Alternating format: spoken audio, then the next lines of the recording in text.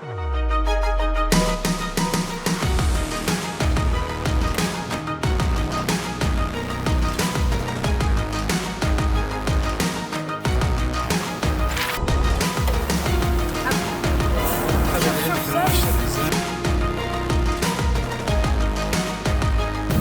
know if the oil is good or not from here.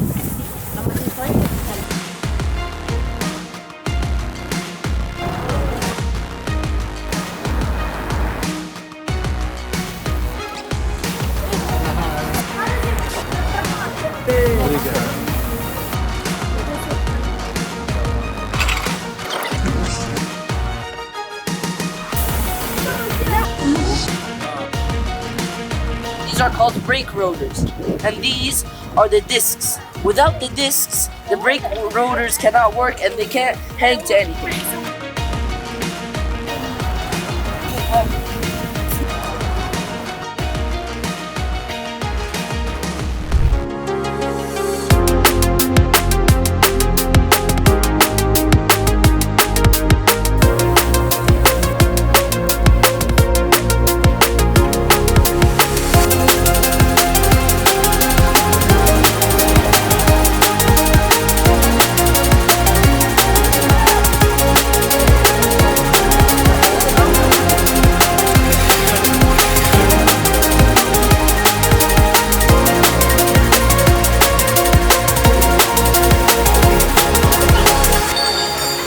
It's connected to the brake fluid, which holds this when you want to press the brakes.